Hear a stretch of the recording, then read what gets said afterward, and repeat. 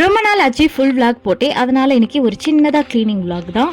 எப்போ பார்த்தாலும் எடுத்த பொருளை எடுத்த இடத்துல வச்சுனா கரெக்டாக இருக்கும். பட் அதை நான் பண்ண மாட்டேன். அப்படியே போட்டு ரொம்ப மெஸ்ஸி ஆயிடுச்சு. இன்றைக்கி வந்து எப்படியாவது எடுத்து வச்சிடலான்னு தான் சொல்லிட்டு எடுக்க ஆரம்பிச்சிட்டேன். அப்படி இருக்கும்போது தான் இந்த ஐட்டம் என் கண்ணில் பட்டுச்சு. லைட்டர். என்னடா லைட்டர்லாம் வச்சிருக்காளே, தப்பாலாம் நினச்சிடாதீங்க. எனக்கு இது மாதிரி டிஃப்ரெண்ட்டான ஐட்டம்லாம், டிஃப்ரெண்ட்டுன்னு இல்லை, இது மாதிரி ஐட்டம்லாம் வந்து கலெக்ட் பண்ணுறது பிடிக்கும். யூஸ் பண்ணுறோமோ இல்லையோ சும்மாவாவது வச்சுருக்கணும். இதை மாதிரி எடுத்து வைக்கும் போது தான் தெரிஞ்சது என்கிட்ட 1 இல்லை 2 இருக்குன்னு சொல்லிட்டு ஊருக்கு போனப்போ கடையிலேருந்து ஆட்டை போட்டு வந்துட்டேன்னு நினைக்கிறேன். இப்போ தான் நானே பார்த்தேன். யாருன்னா எமர்ஜென்சின்னு கேட்டாங்கன்னா அப்படியே சீன் போட்டு எடுத்து கொடுக்கறதுக்கு எனக்கு ரொம்ப பிடிக்கும். அதனால இது மாதிரி ஐட்டம்லாம் வச்சுருப்பேன். ஸோ அதெல்லாம் அப்படியே எடுத்து கீழே வச்சுட்டு கொஞ்சம் கொஞ்சமாக ஆர்கனைஸ் பண்ண ஆரம்பிச்சாச்சு. அப்படி பண்ணும்போது தான் இன்னொரு ஐட்டமும் கண்ணில் பட்டுது. இது என்னன்னு பார்த்தீங்கன்னா பார்க்கர் பென். இது வந்து கல்யாணம் ஆன புதுசில் என் ஹஸ்பண்டுக்கு வந்து கம்பெனியில் ஏதோ ஒரு இதுக்காக கொடுத்தாங்க. அவர் வந்து என்கிட்ட கொடுத்தாரு. எனக்கு இது மாதிரி பென் வந்து கலெக்ட் பண்ணுறது ரொம்ப பிடிக்கும். ரொம்ப காஸ்ட்லியான பென்லாம் இல்லைங்க. 2 ரூபா பெண்ணாக இருந்தாலும் சரி, 5 ரூபா பெண்ணாக இருந்தாலும் சரி, எனக்கு பிடிச்சிச்சுன்னா அதை எடுத்துன்னு வந்துடுவேன். யூஸ் பண்ணுறனோ இல்லையோ எடுத்துகிட்டு வந்து வச்சிருவேன். இது மாதிரி ஏகப்பட்ட பெண்ணு என்கிட்ட இருக்கும். யாரா அவசரம்னு கேட்டாங்களா டக்குன்னு எடுத்து கொடுத்துருவேன்.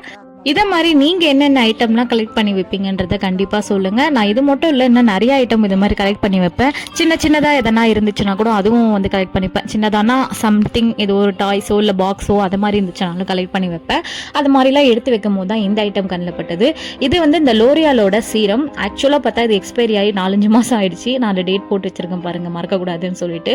4-5 மாதம் கிட்ட ஆயிடுச்சு. இதோட பாட்டிலோட அந்த டிசைன் எனக்கு ரொம்ப பிடிச்சிருக்கா, அதனாலே எடுத்து வச்சிருக்கேன். இதுக்கப்புறம் இது வாங்குவோனான்னு தெரியல, ஏன்னா நான் அதிகமாக யூஸே பண்ண மாட்டேன். அதனால வாங்க வேணாம் சொல்லிட்டு ஜஸ்ட் பாட்டில் மட்டும் அதை கழுவி யூஸ் பண்ணலாம் சொல்லிட்டு வச்சிருந்தேன். அடுத்ததான் இந்த மூட்டைப்பூச்சியை கொல்லும் நவீன மிஷின். ஒன்றும் இல்லைங்க, இந்த பேன் தொல்லைக்கு நிறைய பேர் வந்து சிக்கியிருப்பீங்க. நானும் நல்லா சிக்கியிருக்கேன். பல வருஷமா, ஐ திங்க் எனக்கு நினைவு தெரிஞ்ச நாள்லேருந்தே என் தலையில் பெயின் இருந்து ரொம்ப வெறுப்பேற்றி விட்டுருக்கு.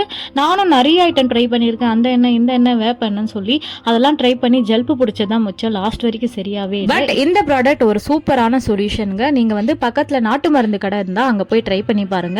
இதை மாதிரி வந்து கடுகு மாதிரி ஒரு மாதிரி பர்பிள் கலரில் இருக்கும். இதை மட்டும் வாங்கி ட்ரை பண்ணுங்க. இன்னும் வந்து பவுடர் மாதிரி கூட கிடைக்குது. அதெல்லாம் நல்லா ஒர்க் ஆகலை. இது மட்டும் தான் ஒர்க் ஆகுது. ஒரு 50 ml எண்ணெயில் வந்து ஒரு பாக்கெட்டை வாங்கி போட்டு வச்சிருங்க நைட்டே. அடுத்த நாள் காலையிலேருந்து கண்டினியூவாக 1 வாரம் யூஸ் பண்ணணும். யூஸ் பண்ணிவிட்டு அதுக்கப்புறமா நீங்கள் ஹேர் வாஷ் பண்ணிங்கன்னா சூப்பராக பெயின் போகும்.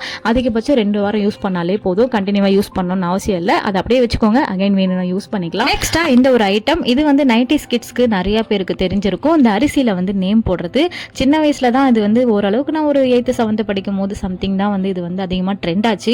அப்போல்லாம் இந்த ஜோடிகள், இளம் ஜோடிகள்லாம் நிறைய வந்து அவங்க பேரை போட்டுன்னு சுற்றின்னு இருப்பாங்க. பார்க்கும்போது ரொம்ப வெறுப்பாக இருக்கும். பட் கல்யாணத்துக்கு அப்புறம் நானே அந்த வேலையை செஞ்சேன். புது கல்யாணம், அந்த புது பொண்ணு ஃபீல் இருக்கும் இல்லையா, அந்த டைமில் வந்து பீச் போனப்போ அது போட்டிருந்தாங்களா, சும்மா ஒரு ஆசையாக இருந்ததுன்னு சொல்லிட்டு வாங்கியிருந்தேன். வாங்கி அப்படியே வெஸ்டம் போல் அந்த அரிசியே ஓரமாக போய் செட்டில் ஆகிட்டான். யூஸே ஆக மாட்டேங்கிறான், அதாவது மூவே ஆக மாட்டேங்கிறான்.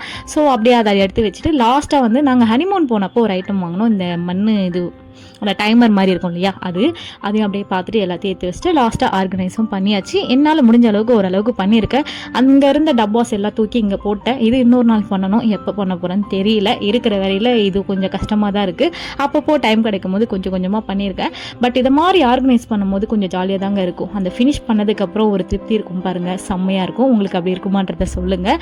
லாஸ்ட்டாக வந்து இந்த கோயிலெலாம் போனால் குங்குமம், விபூதி, மஞ்சள்னு கொடுப்பாங்க இல்லையா, அது எல்லாத்தையும் வந்து இது மாதிரி ஒரு டப்பாவில் போட்டு வச்சுட்டேன். நான் அதிகமாக இந்த விபூதியை வந்து குழந்தைக்கு தான் யூஸ் பண்ணுவேன். பிகாஸ் நைட்டில் திடீர்னு எந்த அழுகுறாங்களே அந்த டைமில் யூஸ் பண்ணிப்பேன். இதை வச்சா சரியாயிடும்னு ஒரு நம்பிக்கை. உங்களுக்கு எப்படின்றத கண்டிப்பாக சொல்லுங்கள். இந்த வீடியோவில் நேரம் பார்த்ததுக்கு நன்றி. டாட்டா.